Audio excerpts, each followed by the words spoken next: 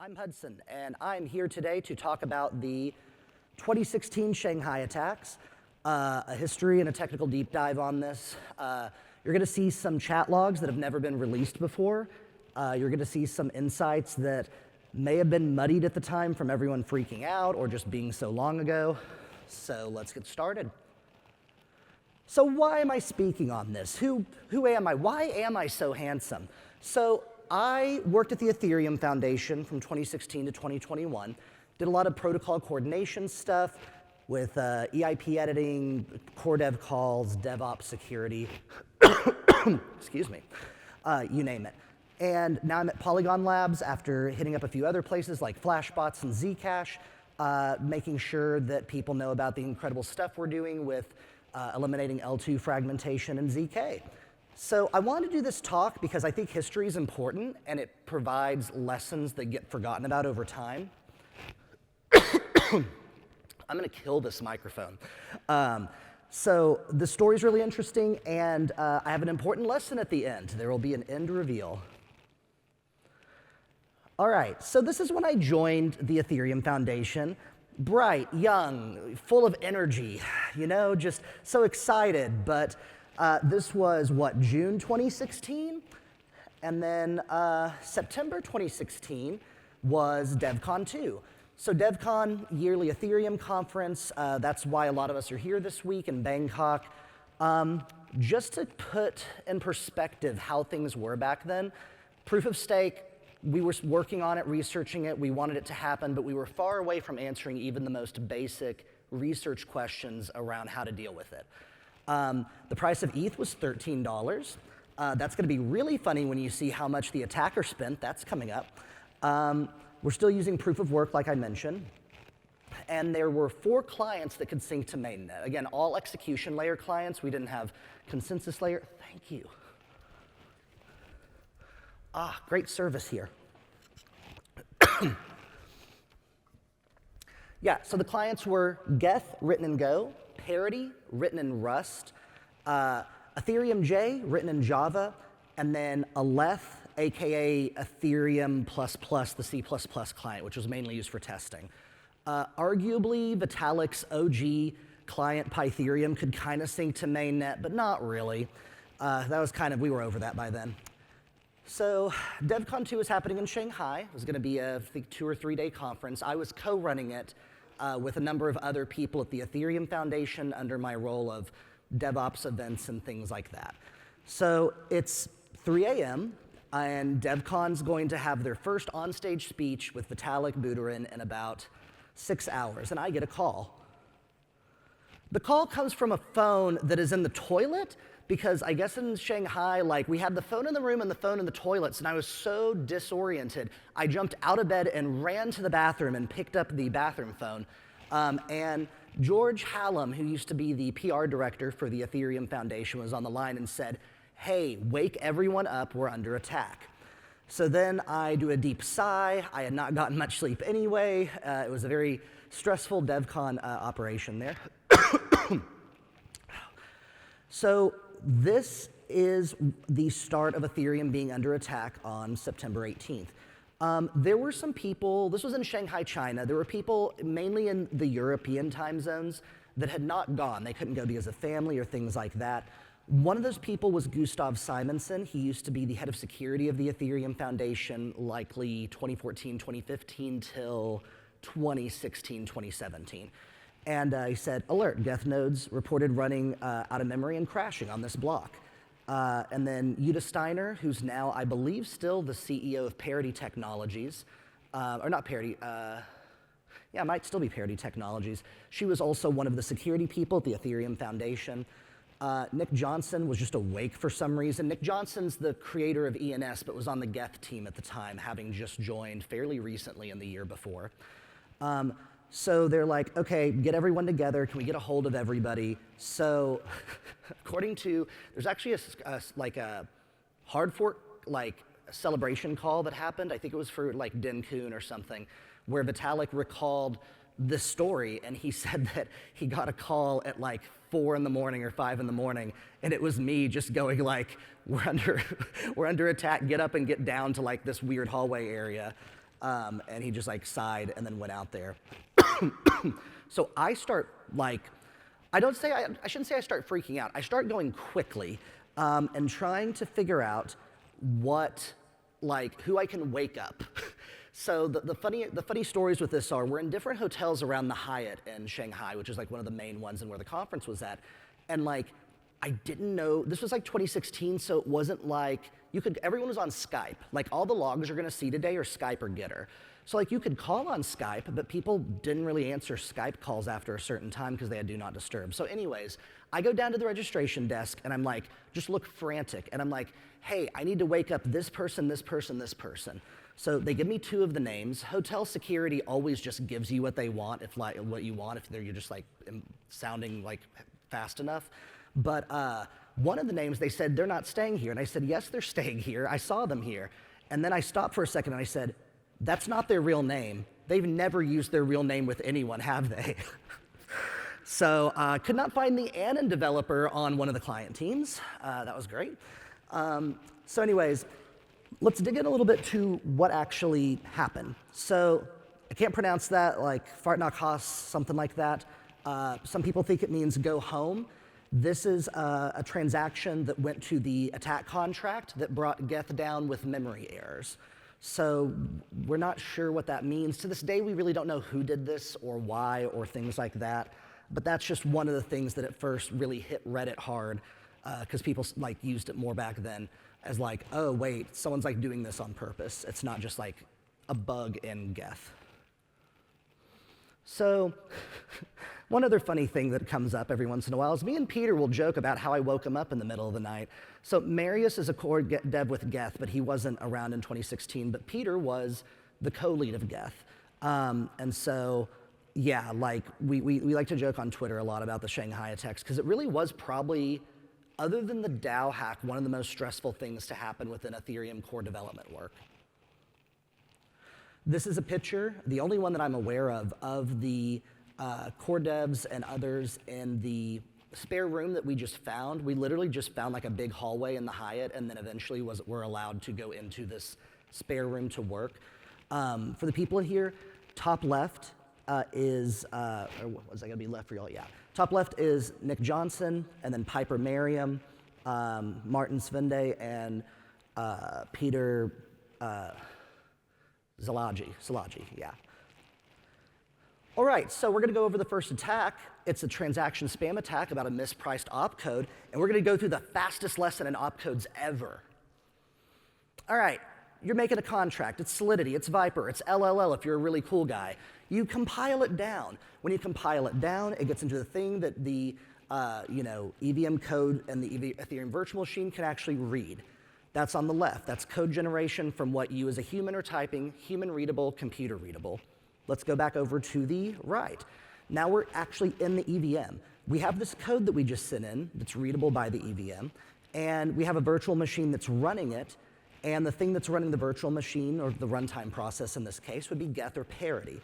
Then lower than that's the hardware level. So that's like the base level of like that part. Now we're into like, how do we know when we send in a smart contract and it says like 1 + 1 or A + B = C, how do we know like how much gas to allocate? How do we know, like what's gonna happen to this? So code in Ethereum is non-deterministic. And the reason for that is whenever you run A + B = C in your smart contract, every other node on the network has to run that. So you can't have an infinite loop or else it'll just like go forever and all the nodes that are trying to run this are gonna like run out of memory. So you also have opcodes. And the opcodes here on the left are like regular ones. They're really simple to understand, like add, multiply, subtract. And then you have ones that are a little more complicated. The reason that we have these opcodes are to have like things built in that most people can use or extrapolate into bigger and better programs you want to use. We also have dynamic opcodes. These are ones that are like a little bit more complicated. They're things that like may be useful a lot of the time, like doing a SHA-3 hash. I might need to take a word and make it into a one-way unique function. So depending on the word size, depending on a lot of things, you have to get that gas calculation right. And doing that is a very hard problem. That's actually, if you dig very deep into it, what I believe ultimately killed eWASM, which was an early attempt to have an alternative to the EVM built on WASM years and years ago. So looking at this, you know, the gas for an addition, it's 3. Like, that's fine. Like, it's super easy. For SHA-3 and for EXP, it's going to vary by a lot of different things. And if you misprice it, you can cause a flaw where an attacker can go in and just click SHA-3, SHA-3, SHA-3, SHA-3 in the contract really cheaply, and it just take up a ton of memory in the system. And this doesn't have to do with block gas limits or things like that.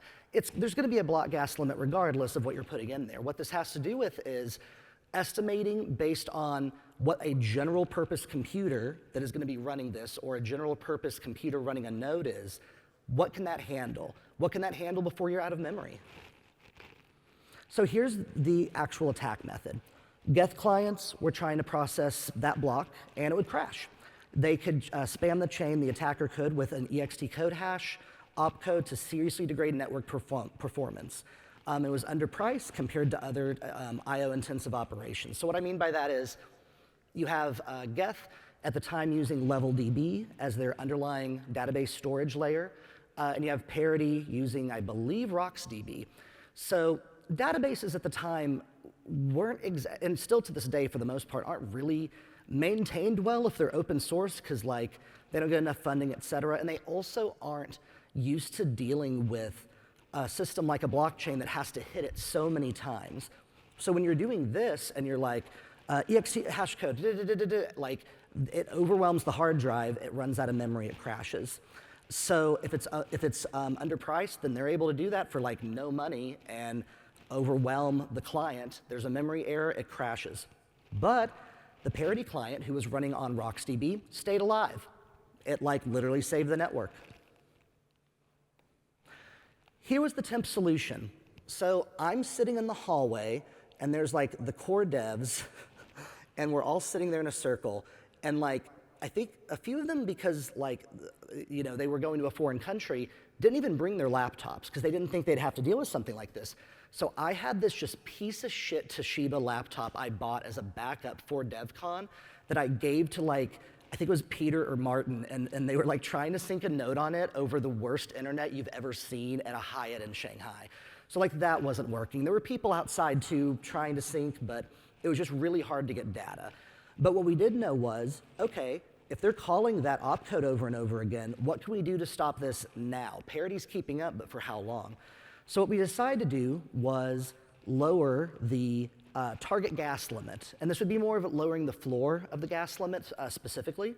So as we are doing that, there has to be a coordination effort. So I'm leading that part. At the time, I was in contact with every major mining pool in the ecosystem and a lot of major miners. And on top of that, in Shanghai, some of the biggest miners, including F2 Pool and ETH Fans, which then turned into Spark Pool, were there in person. They're in Shanghai. They were at DevCon. So we literally just called Zhen from like ETH Fans in the middle of the night, and he's just tired as hell and like drives up or rides up to the Hyatt and comes over there, and it's like me, a few Chinese miners, and they're like calling all their other miners, and we send this out to change their setting on their node.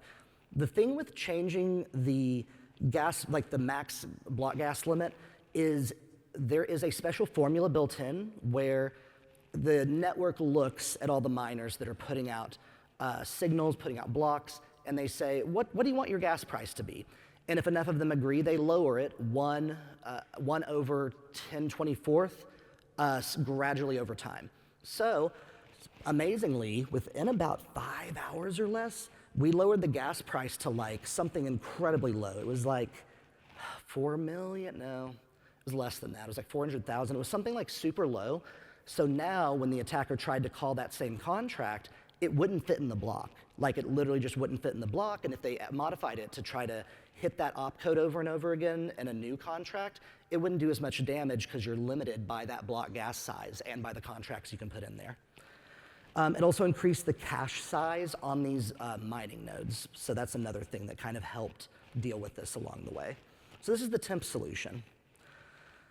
So it's September 22nd. It continues. I'm still in Shanghai. DevCon's over. Let's see, I say, attention, multiple reports of geth failing. Is this an issue? And Parity struggling as well. So here's the second attack method. So the same attacker set up a separate set of contracts. And this was another type of attack. And this one actually did take down some Parity nodes, if I recall. But on the initial denial of service attacks that were happening with the ext code hash, they exploited another flaw where they could cheaply create a large number of empty accounts in state. That might be a little foreign because that no longer can happen. And I'm going to explain in the next slide why. This was done repeatedly using the suicide opcode. Now it's called self-destruct. We don't use that as the original name from the yellow paper. The opcode's ether transfer function hoped new accounts into existence over and over again. Even though there was nothing in those accounts, the state kept up with them, which was really weird. So now, bro's making 19 million empty accounts, and so suddenly state bloat's like, and yeah, it was kind of like a, oh wait, are we gonna run out of disk space eventually if he keeps doing this? So that's the state bloat attack. So empty account versus non-existent account. I actually forgot about this till the other day. This is one of those things that reminded me when like, there's some weird thing in like JavaScript where it's like, why is this equal to 0, but then this does null? Like, it's the same kind of thing, so I'm glad we fixed it. An empty account is an account with a 0 balance nonsense code. Empty accounts are like the same thing, but the exception is it has a few gas calculations, and they can be easily turned into non-empty accounts by sending an amount of ether to them. So, like, basically, whenever you try to make that account, even if you don't do anything in there, it like costs, number one, computation, but that's actually less important than the actual like memory and storage on disk. So yeah, why can't we have 19 million empty accounts? Let's have an account party. Well, it wastes hard drive space, increases sync time. If you've ever synced a node and looked at a graph, there's gonna be this funny time in 2016 where it's like, and then like, it's done. And you'll see why it goes back down in a second. And yeah, it slows down transaction stuff because a lot of our way we do our storage stuff within the client level is through RAM. So we set up 2 hard forks that dealt with these 2 problems. The first one dealt with the problem when it came to like the immediate effects, which was the mispriced opcodes. And then the second one was cleanup. We need to clean up all those, empty accounts. There's no reason to do it. So yeah, the process of writing, testing, and coordinating these EIPs was done actually fairly quickly under the circumstances. Tangerine Whistle was first, and it repriced a lot of opcodes, and there were a few corner cases of other opcodes that we discovered and then patched. And then Spurious Dragon went in and like made it so that if you touched an empty account on chain using a script, and I'm not sure who ran the script, it would go away. So you're basically cleaning up state at that point. The attacker used 300 ether during the attacks, worth an estimated $4,000 at the time, but now is worth $875,000. So fuck you. So who came up with Spurious Dragon and Tangerine Whistle? This has been discussed a little bit on Twitter. This is a Gitter chat that I discovered where we have Paul, who does a lot of the stuff around, at the time, testing. I believe they do a few other research things now at the EF. Christian Wright-Reasoner, obviously. Christian's like, let's name it 150 and 158, which are the EIPs involved. And then Martin is like, Tangerine Whistle, Spurious Dragon, let's make t-shirts. It's an icon. I'm like, what? But like, yeah, no, I'm all over it though. That was pretty cool because, I mean, hard fork 2, the etherning, I don't know who came up with that. I didn't scroll up, but like, that would have been cool as well. So what did we learn? Multi-client blockchain networks are the most resilient. Ethereum didn't stop that entire time. It was under attack, didn't halt. I could always put a transaction in and it would go through. The fact that we had 2 clients. This was like, what, a year after launching, I guess, 2016, about a year and a half. They're both running on the network as an attack crashed one node and the other stayed on. That's the importance of separating your specification from your client. Bitcoin has their specification intrinsically linked to their sole reference client. So I always say, Bitcoin's specification is their reference client. Ethereum's specification is in GitHub, and we make clients. And that's incredibly, incredibly important. So my spicy take is Bitcoin's going down well before Ethereum would go down, purely because they don't have a multi-node setup. For the ones in there, the actuallys, yes, there's like JavaScript and Node implementations of Bitcoin Core. However, there's so few people running that, and also so few people running that with the ability to connect to Stratum miners that, like, I don't really think that that's going to do anything if, like, that were to happen. And I believe that's my last slide. I have time for a question if anyone has one. Ooh, oh, yeah. Oh.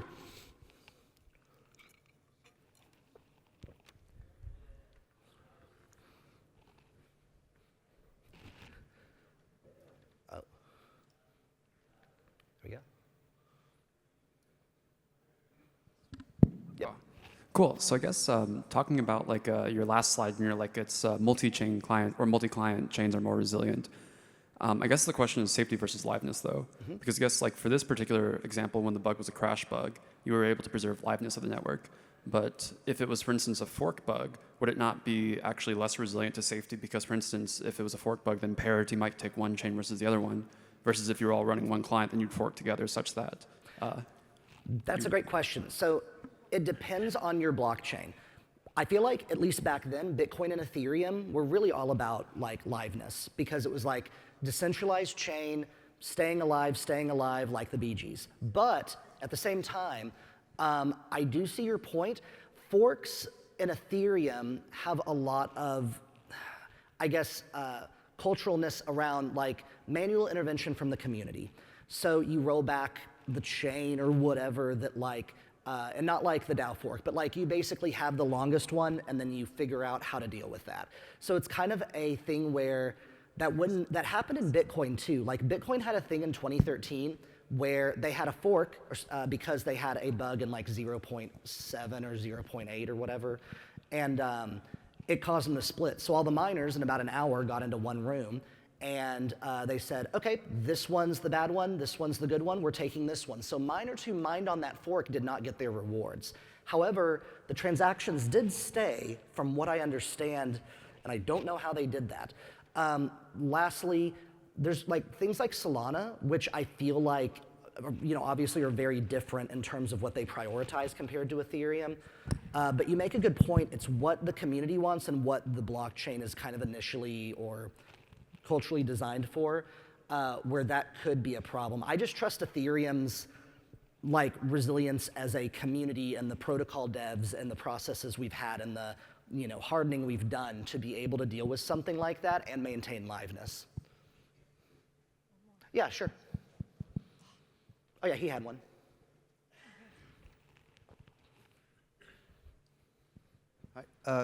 Sorry, maybe mine is actually a question if you can go back. I'm curious about the script that would close those accounts. Yes. Can you explain it more? Yes. Okay, so I think the Ethereum Foundation may have run it. I don't know. But you basically have all those accounts.